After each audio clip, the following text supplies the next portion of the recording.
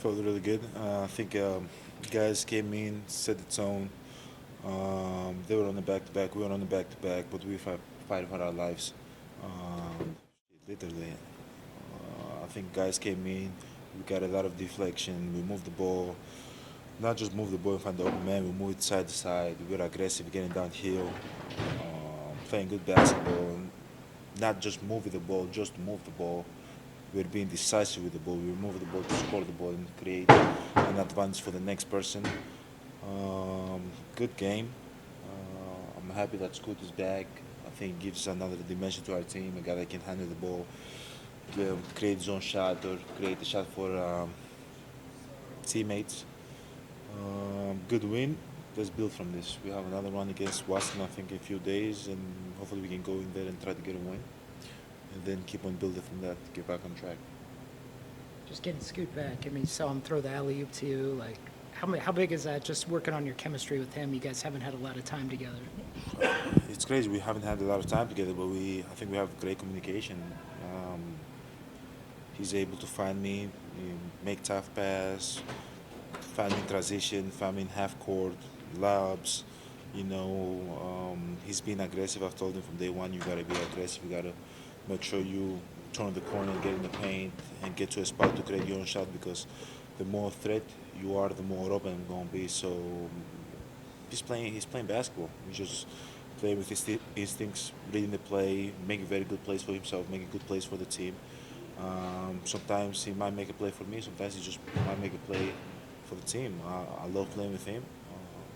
A guy that haven't played for like 2 months and be able to come back in and play in a way that seemed that he was just like playing with us yesterday. It's incredible.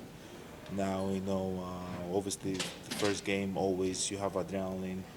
You feel good. You feel no pain, and then the moment the game it's over, you're like I'm kind of sore.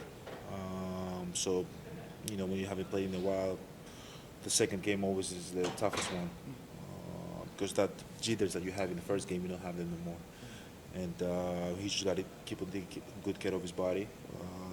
As I said, he adds another level to our team, and hopefully he can stay healthy. Guys can stay healthy, and we just keep on moving forward and keep on playing good basketball.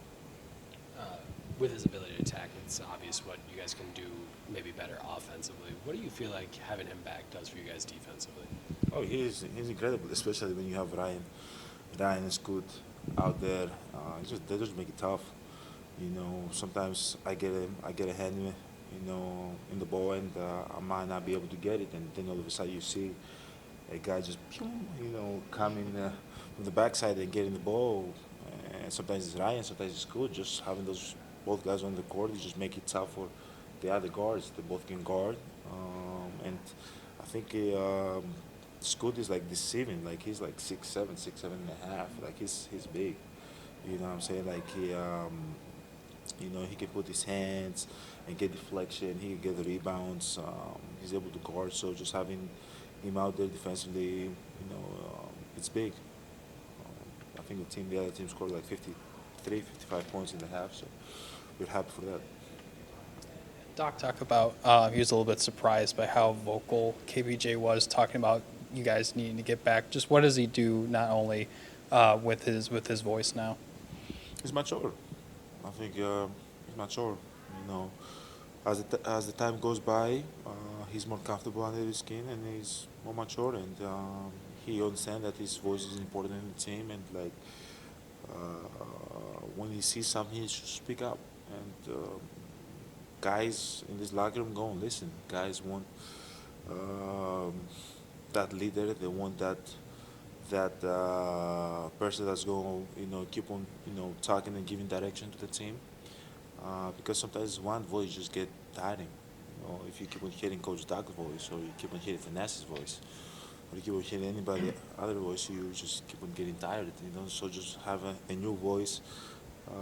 It's big, and we want him to be more vocal because what he says the right thing. As long as you're saying the right thing, keep on being vocal. You talked about with Mel after the game, but scoring 21,000 career points and having the tribute video on the screen. Just what do those moments mean to you? Yeah, I think when I was younger, a couple of years ago, I'm like, yeah, it's another day at the office. Let me just do my job, go back home. But as you getting older, you start appreciating those moments, and you don't take it for granted. Coach that came in and he told me that there's only like 11 or 12 players who ever scored 21,000 points with one team, and through the history of the game, and you're like, wow. Being a kid from Greece, from Sepolia, where I grew up in a small neighborhood, that not a lot of, let's say, great things happen there or come out of there. To be able to be in the stage and 13 years later to score 21,000 points, I'm very appreciative.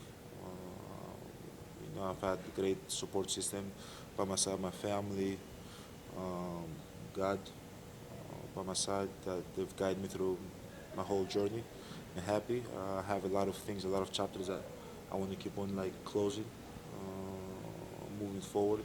So I just gotta stay locked in. Job is not done.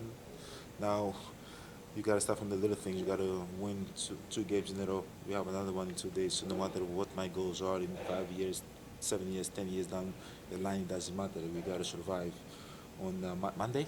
Monday, Monday, we gotta survive that game. So take it a game at a time. That's what I've done my whole career.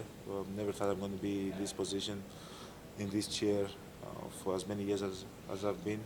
I don't know what God has.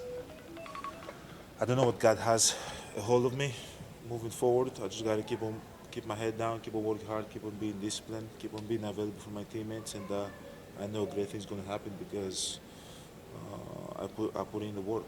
I don't think there's anybody more disciplined than me, so I know great things are ahead for me. Sixth youngest, I believe the five to do it faster than you are a who's who of people in the history of basketball. Just to have your name alongside those names, obviously you have a long ways to go to get to the top of those scoring lists in another 7, 8 years or whatever it might be. But just to be in the conversation with those guys, what does that kind of mean? First of all, we gotta talk about who those guys are, because I just saw those guys.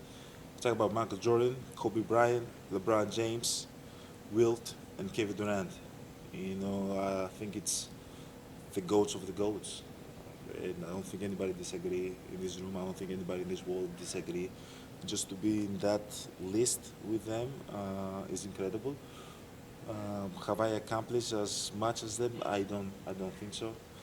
Do I have a lot of room to improve and room to grow in years to keep on, writing my own legacy?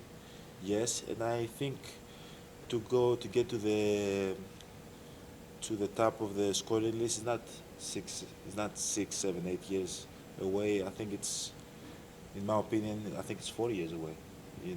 4 or 5 years away, 4.5 years away. I think when I'm going to be 35 years old and sitting in this chair, I'm going to have a discussion of how I am in the top list of all time in scoring, and I would have tagged that into existence, and not just tag it into existence because I believe that I'm going to do it. It's something that I want to do. But hey, again, that's too far away. 4 or 5 years from now, I might have 4 other kids. I don't know. My wife might have left me. Who knows, man? In 4 or 5 years from now, 4 or 5 years prior to this, I had zero. I didn't have kids, and now I have kids. So, man, I just got to worry about Monday against Washington, and stay healthy, leave that game healthy, leave that game with a win, and when it's all said and done, we'll sit down and do the math.